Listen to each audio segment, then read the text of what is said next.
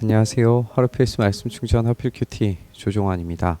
오늘 함께 나눌 하나님 말씀은 열왕기상 1장 1절에서 10절까지 말씀입니다. 다윗 왕이 나이 많아 늙으니 이불을 덮어도 따뜻하지 않았다.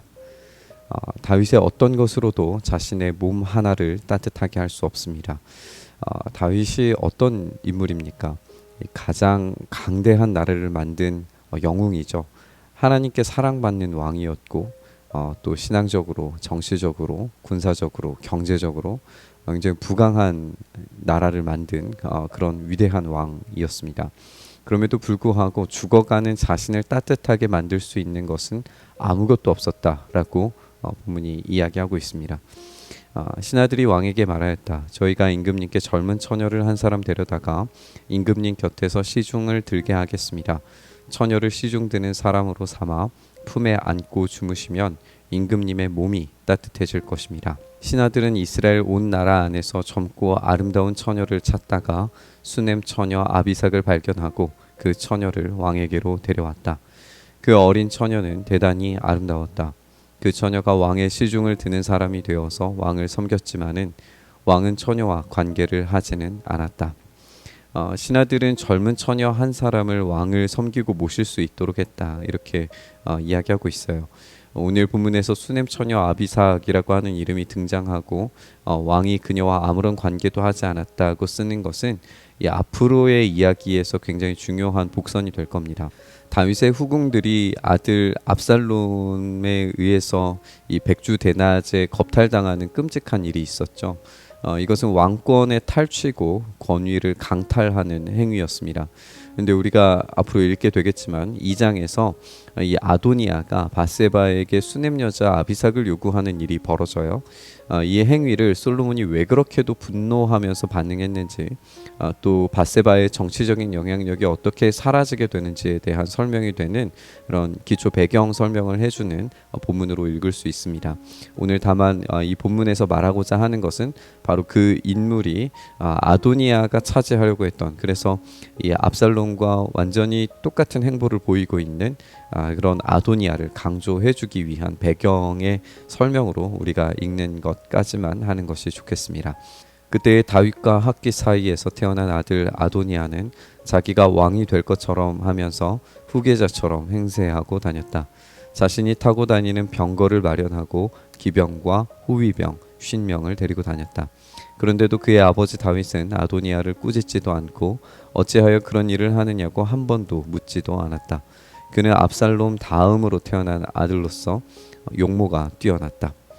아버지 다윗의 침묵 아래서 아도니아는 자기가 왕이 될 것이라고 하면서 왕위 계승 준비를 하고 있는 것을 보게 됩니다. 이것은 열왕기를 읽는 굉장히 중요한 개념이 될 겁니다.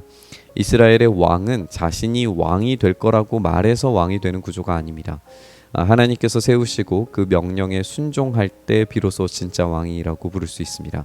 그런데 아도니아는 자기가 왕이 될 것을 미리 확정하고 있습니다. 하나님 앞에서 어떤 경건과 응답을 받는 그런 과정과 전혀 상관없는 반응이죠. 뿐만 아니라 병거와 기병과 호위병을 데리고 다니게 되는데, 하나님은 병거와 말들을 많이 두지 말라라고 명령하셨어요. 그러니까 이 아도니아라고 하는 인물은 기본적으로 하나님께서 세우신 왕도 아닐 뿐더러 하나님의 마음에 합당한 행동을 하는 그런 왕도 아닙니다. 그런 인물이 이스라엘의 왕이 된다는 것은 비극이겠죠. 그런데 우리가 앞으로 읽게 될 왕들의 이야기가 바로 이 비극적인 행동들을 반복하는 왕이라는 것을 알게 될 겁니다. 아도니아가 스루야의 아들 요압과 아비아달 제사장을 포섭하니 그들이 아도니아를 지지하였다. 그러나 사독 제사장과 요야다의 아들 브나야와 나단 선지자와 시므이와 레이와 다윗을 따라다닌 장군들은 아도니아에게 동조하지 않았다. 아도니아가 엔로겔 가까이에 있는 소엘렛 바위 옆에서 양과 소와 살찐 송아지를 잡아서 잔치를 베풀고 자기의 형제인 왕자들과 유다 사람인 왕의 모든 신하들을 초청하였다. 그러나 나단 예언자와 브나야와 왕의 경호병들과 동생 솔로몬은 초청하지 않았다. 아도니아는 편을 가릅니다. 이것이 열왕기의 전체를 관통하는 이야기가 되겠죠. 인간의 욕심과 욕망에 따라서 국가가 나뉘어지고 편이 나뉘어집니다. 사실 하나님께서 주인 되시는 나라에서는 이런 분리와 갈등을 경험할 수 없습니다.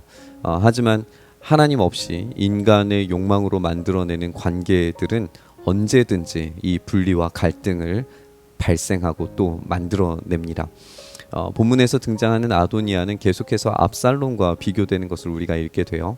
압살롬도 아버지 다윗의 후궁들을 범했고 잔치를 마련해서 반란을 일으켰어요. 아도니아도 마찬가지로 자신이 왕이 된 것으로 여기면서 잔치를 벌이고 자신의 세력을 규합하고 마치 반란을 일으켰던 형 압살롬을 떠올리게 만드는 행위들을 그대로 똑같이 하는 것을 보게 됩니다. 그리고 여기에 이 솔로몬이 초청되지 않음으로써 이 솔로몬이 자신의 정적이라는 사실을 표현했다라고 볼 수 있을 겁니다. 우리는 오늘의 이 본문을 통해서 인간의 한계를 명확하게 발견하는 것 같습니다. 그 어떤 위대한 왕이라도 자신의 몸을 따뜻하게 해줄 수 있는 것은 없고 죽음을 막을 수 있는 것이 없는 때가 온다라고 하는 것을 우리가 발견하게 되죠.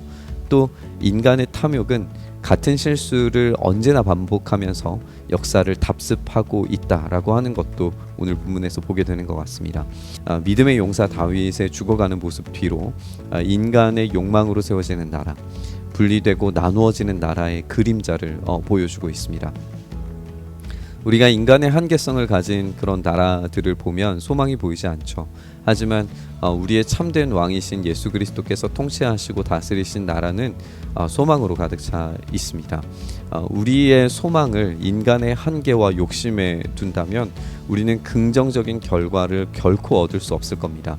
오로지 하나님만이 우리의 왕이시고 또 우리 주님만이 우리를 다스리실 유일한 통치자이심을 고백할 때에야 그 분께 우리의 모든 마음과 생각과 삶을 전적으로 들여서 복종할 때에야 비로소 영원한 하나님 나라를 이 땅에서 살아가게 되는 줄 믿습니다. 우리의 한계를 의지하는 삶이 아니라 하나님의 한계 없으심을 의지하는 삶으로 나아가기를 바라고 결단하면서 우리 묵상의 자리로 나아가시죠. 주님, 그렇습니다. 우리가 스스로 왕이 되려고 하는 인생이 아니라 하나님께서만 오로지 유일하신 왕 되신 인생을 살아갈 수 있게 하여 주시옵소서. 주님께서 다스리시는 그 나라에 우리의 삶을 전적으로 들여서 하나님의 그 다스리심과 통치 아래 우리의 삶이 온전히 세워져 갈 수 있도록 주여 은혜 더하여 주시옵소서. 그렇게 우리의 삶을 붙들어 주시기를 간절히 바라고 소망하며 우리 주님 예수님 이름으로 기도드리옵나이다. 아멘.